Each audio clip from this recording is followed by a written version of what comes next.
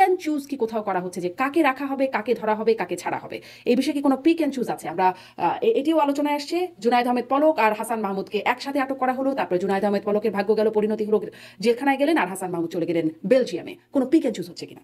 আপনাকে আমি বলি, আমি যে কদিন স্বরাষ্ট্র মন্ত্রণালয়ে ছিলাম, আমি কিন্তু দুজনকে সেনাবাহিনী আমাকে হ্যান্ড ওভার করেছিল। কারা সেই দুজন? ল মিনিস্টার একজন, হুম। আরেকজন আপনার যে উপদেষ্টা ছিলেন, সালমান এফ রহমান। আহ, সালমান এফ রহমান। আমি মানে আপনার চলে কাছে আসার হ্যান্ড পরে ওভার করলে তাহলে আসলে তারা পালিয়ে যাচ্ছিলেন সদরঘাট দিয়ে, এরকম একটা চিত্র আমরা না, দেখলাম। ওটা ওটা শোনা তো কতগুলো কতগুলো লিগেল বাইন্ডিং আছে, সেটা এখন আমি এক্সপ্লেন করতে পারছি না। এটা উজ্জ্বল থাকুক।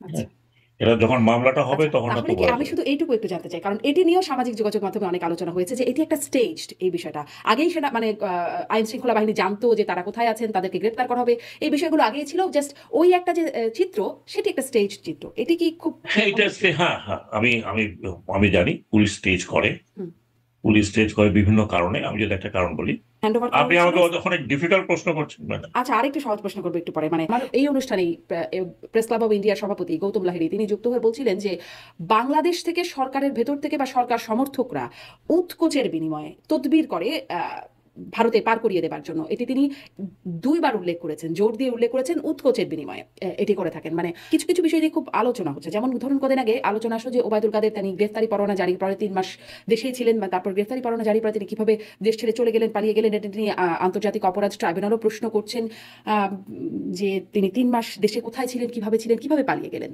এটি যখন পাল্টা স্বরাষ্ট্র উপদেষ্টাকে প্রশ্ন করা হচ্ছেন, তিনি বলছেন যে আমরা তো এটা জানতাম না, আমরা জানলে তো ধরে ফেলতাম। মানে এই যে জানতেন না, তিনি যে জানেন না, মানে এই বিষয়টাকে কিভাবে ব্যাখ্যা করবেন সাবেক স্বরাষ্ট্র উপদেষ্টা হিসেবে? কেন মানে গণমাধ্যমে এই গুঞ্জনটা ছিল, এই বিষয়টা আগেও আলোচনা হয়েছে যে ওবায়দুল কাদের দেশে আছেন, আহ, তিনি তবুও তিনি জানবেন না কেন? মানে কোথায় ছিলেন এই প্রসঙ্গটি যখন আসছে? 626 জন সেনানিবাসে ছিলেন, কারা ছিলেন, তারা কোথায় গেলেন, এই বিষয়ে একাধিকবার প্রশ্ন করা হয়েছে। আপনিও নিশ্চয়ই এই প্রশ্নের মুখোমুখি হয়েছেন, কিন্তু এই প্রশ্নের উত্তর আমরা এখনো পর্যন্ত জানি নাই। আমি যে প্রশ্নটি মূলত করতে চাই, পিক অ্যান্ড চুজ কি কোথাও করা হচ্ছে যে কাকে রাখা হবে, কাকে ধরা হবে, কাকে ছাড়া হবে?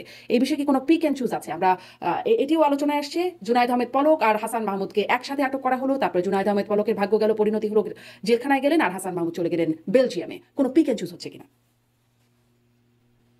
আমি ঠিক জানবো না এটা। আমি ওবায়দুল কাদের সাহেবের গুঞ্জন শুনেছি, বলবো না আমি শুনিনি পত্রিকায়। আমি যেটা মনে করি, তাহলে এটার একটা ম্যাসিভ ইনকোয়ারি হওয়া উচিত। যেই পত্র পত্রিকা বা যে সংবাদ মাধ্যমগুলো এটা বলেছেন, তারা নিশ্চয়ই জানবেন যে কোথায় তারা ছিলেন। তারা প্রকাশ্যে না বললেও আমি মনে করি একটা ইনকোয়ারি হওয়া উচিত। এটার মধ্যে কোনো সন্দেহ রাখা উচিত নয় যে তিনি 3 মাস কোথায় লুকিয়েছিলেন, কার কাছে ছিলেন।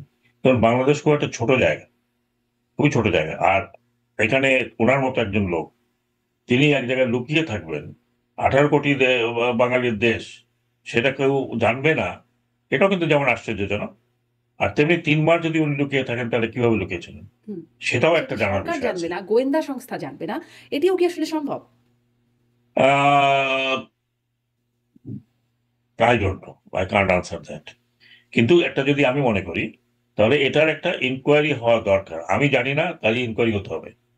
আমি জানি না, আমার এই জানি নার উত্তর দিতে হলে আমাকে একটা ইনকোয়ারি করতে হবে, ম্যাসিভ ইনকোয়ারি, সিরিয়াস ইনকোয়ারি। যে আপনার অপরাধ ট্রাইব্যুনাল যখন বলেছে, তাহলে তো একটা সিরিয়াস ইনকোয়ারি হওয়া উচিত। যাতে এই যে আপনি যে সন্দেহ পোষণ করছেন, আমি অত সন্দেহ পোষণ করছি, আরেকজন অত সন্দেহ পোষণ করছে, তাদের এই সন্দেহটা দূর হবে যদি একটা একটা ভালো ইনকোয়ারি করা যায়, নির্মোহ ইনকোয়ারি করা যায়, তাহলে জানা যাবে যারা কালপ্রিট, সে যেই হোক, they have to be identified. হুম। 670 কারা ছিল তাদের একটা এক্সপ্লেনেশন দেওয়া হয়েছে। কিন্তু এই ধরনের মানুষ, যিনি মূল, মানে 2, 3 জন, 4 জন যদি মূল হোতা হয়ে থাকেন এই গণহত্যার, তিনি হচ্ছেন, আমি বলবো যে, নাম্বার 2 আমার কাছে। তিনি অনেক কিছু করেন, তিনি শুরু করেছিলেন যে ছাত্র পুলিশ লাগবে না, ছাত্রলীগই যথেষ্ট। হুম। সেই ছাত্রলীগ কি করেছে আপনারাও জানেন, তার পিছনে পুলিশ কি করেছে তাও জানেন। কোথা থেকে কি অবস্থা হয়েছে আপনারাও জানেন।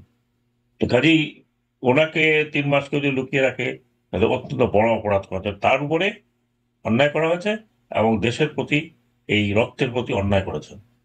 আহ কেন তার প্রতি অন্যায় করা হয়েছে? তিনি এখন ফিউজিটিভ, ফিউজিটিভ। ওনাকে ফিউজিটিভ লাইফ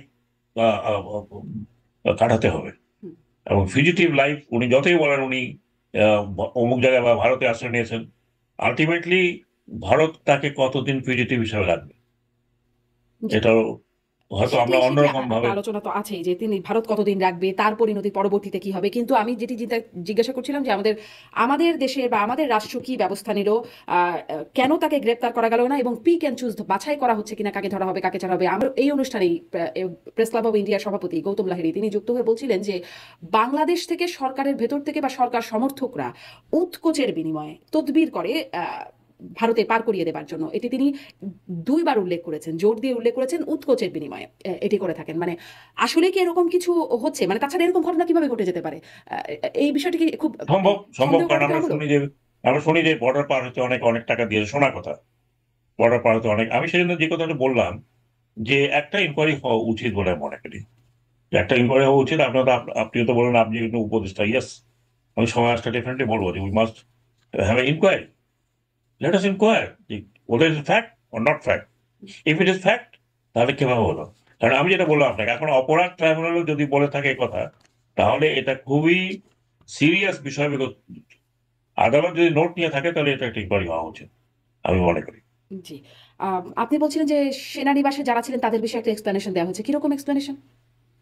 আমার ঠিক মনে নেই, বলেছিলেন যে বেশিরভাগই পাসপোর্ট হোল্ডার, এক নম্বর কিছু ডিপ্লোমেট, কিছু যারা বিদেশ ওই ওই পার থেকে এখানে এসছেন তারা শেল্টার নিয়েছিল, এই ধরনের একটা এক্সপ্লেনেশন বোধহয় আইএসপিআর সেনাবাহিনী এর পক্ষ থেকে থেকে দেওয়া যেটি উচিত। জানানো হয়েছিল মূলত রাজনৈতিক আমলা পুলিশ কর্মকর্তা এনারাই হ্যাঁ, হ্যাঁ। বেশি মাত্রায়, তো তারা তো অপরাধের সাথে নানানভাবে জড়িত, রাজনীতিক আমলা পুলিশ কর্মকর্তা। অতএব আমরা তো জানতেই চাইবো যে তারা কারা, কেন সেখানে যাচ্ছেন। আপনাকে আমি বলি, আমি যে কদিন স্বরাষ্ট্র মন্ত্রণালয়ে ছিলাম, আমি কিন্তু দুজনকে সেনাবাহিনী আমাকে হ্যান্ড ওভার করেছিল। হুম, সেই দুজনের মধ্যে দুজনই এখন কারাগারে আছেন, অত্যন্ত পাওয়ারফুল পিপল। কারা সেই দুজন? ল মিনিস্টার একজন, হুম, আরেকজন আপনার যে উপদেষ্টা ছিলেন সালমান এফ রহমান। আহ, সালমান এফ রহমান। তারপরে আরো কয়েকজনকে আমি মানে আপনাকে চলে যে আসা হ্যান্ড করার। ওভার করলেন তাহলে আসলে তাকে তারা পালিয়ে যাচ্ছিলেন সদরঘাট দিয়ে, এরকম একটা চিত্র আমরা না, দেখলাম। ওটা ওটা শোনা তো কতগুলো কতগুলো লিগ্যাল বাইন্ডিং আছে, সেটা এখন আমি এক্সপ্লেন করতে পারছি না। এটা উজ্জ্বল থাকুক। আচ্ছা। হ্যাঁ, এটা যখন মামলাটা হবে আচ্ছা, তখন হয়তো তাহলে কি বোঝা আমি যাবে। শুধু এইটুকু একটু জানতে চাই, কারণ এটি নিয়েও সামাজিক যোগাযোগ মাধ্যমে অনেক আলোচনা হয়েছে যে এটি একটা স্টেজড এই বিষয়টা। আগেই সেনা মানে আইন শৃঙ্খলা বাহিনী জানতো যে তারা কোথায় আছেন, তাদেরকে গ্রেপ্তার করা হবে, এই বিষয়গুলো আগেই ছিল। জাস্ট ওই একটা যে চিত্র, সেটি একটা স্টেজ চিত্র। এটি কি খুব হ্যাঁ, এটা সম্ভব? হ্যাঁ, হ্যাঁ, আমি আমি আমি জানি পুলিশ স্টেজ করে, হুম, পুলিশ স্টেজ করে বিভিন্ন কারণে। আমি যদি একটা কারণ বলি, এখন এই ধরনের একজন লোককে যদি ধরা হয়, তাকে যদি বলে যে উনি অমুক জায়গা থেকে আমরা নিয়ে আসছি, এটা ওই সময়ে তার এটা কোনো অপরাধ, অপরাধ নয়। হুম, পুলিশকে ইনভেস্টিগেশন করার জন্য, যেটা আমাকে এক্সপ্লেন করা হয়েছে, যদিও আমি সেটা আরো বিস্তারিত হয়ে দেখিনি। তারা, আপনি দেখেছেন যে মার্ডার কেস অমুক জায়গায়, আপনার ওই বিশ্বাস হয় না যে একটা লোক ছিল রাজশাহীতে, তাকে ওরা ঢাকায় মার্ডার করেছে। হুম, তার কারণ হচ্ছে so that the gentleman is not bailed. কারণ বাকি যে কোনো চার্জ আপনি নেবেন, অল আর বেলেবল অফেন্স। তো সেই বেলেবল অফেন্সটা যাতে, আমার যেটা মনে হয় পুলিশের, আমি একটা এক্সপ্লেনেশন করেছি, কাজে সেই জায়গাটাতে আমার মনে হয় যে পুলিশ হয়তো এই কারণে স্টেজটা করে, করা উচিত নয়, উচিত নয়। কিন্তু কিছু কিছু টেকনিক্যাল কারণে হয়তো তারা এই ধরনের একটা স্টেজ করে থাকে, সো দ্যাট আপনিও জানেন আমিও জানি, হুম, আপনিও জানেন আমিও জানি, জি, কিন্তু আমাদের পুরো সিস্টেমটা এরকম। আপনাকে আমি একটা উদাহরণ দেই। এই যে কিছু কিছু জায়গায় বেশ অনেকদিন এখন একটু কমেছে, এই যে আপনার শ্রম একটা সমস্যা, বিশেষ করে ঢাকা গাজীপুর এলাকাতে এবং আশুলিয়া এলাকাতে, এদের কিছু কিছু যারা উস্কানি দাতা ছিল তাদেরকে ধরা হলো, তাদেরকে রাত বিরতি ধরে ধরে তাকে ধরা হলো, তাকে দেওয়া হলো, মামলা দেওয়া হলো, 7 দিনের মধ্যে বেল নিয়ে চলে আসলো। তার কারণ তার কাছে সবই কিছু বেলেবল অফেন্স, হুম, অল আর বেলেবল অফেন্স। এবং জোর করে আপনি বেল দেবেন না সেটা অন্য কথা, কিন্তু অল আর বেলেবল অফেন্স এক্সেপ্ট ফিউ যে অফেন্স যেগুলো নন বেলেবল। তো এই কারণে আমার মনে হয় যে পুলিশ হয়তো চেষ্টা করে যে উনি যদি বেরোয় না যান তাহলে ইনকোয়ারিটা আর হবে না। জি। আচ্ছা। আলটিমেটলি আপনি দেখবেন তো কারো কারোর ভিতরে মার্ডার কেস না, তাদের ভিতরে কম, তাদের সহযোগী হিসাবে কাজ করেছে তার কর্মকাণ্ডে। তো ওই সময়কার সরকার আরো সাহস পেয়েছে তো ডু ইট। হুম, তো তো এটা তো আছে, আইনের মধ্যেই আছে। আপনি যেটি স্পষ্ট করলেন মানে দুজনকে হ্যান্ড ওভার করা আপনি হয়েছিল। আমাকে অনেক ডিফিকাল্ট প্রশ্ন করছেন ম্যাডাম। আচ্ছা, আরেকটু সহজ প্রশ্ন করবো একটু পরে, মানে দুজনকে সালমান এফ রহমান, আনিসুল হক তাদেরকে হস্তান্তর করা হয়েছে, কিন্তু বাকি কারা সেটা কি আপনি জানতে চেয়েছেন, যে যাদেরকে হ্যান্ড ওভার করা হলো না তারা কারা? না, কারণ তখন আমার অত সময় ছিল না, আপনি দেখেছেন। হ্যাঁ। আমার মোট স্টে ছিল 8 কি 9 দিন। হুম। ওই 9 দিনের মধ্যে আমি কতটুকু করতাম, আমার প্রথম এইম ছিল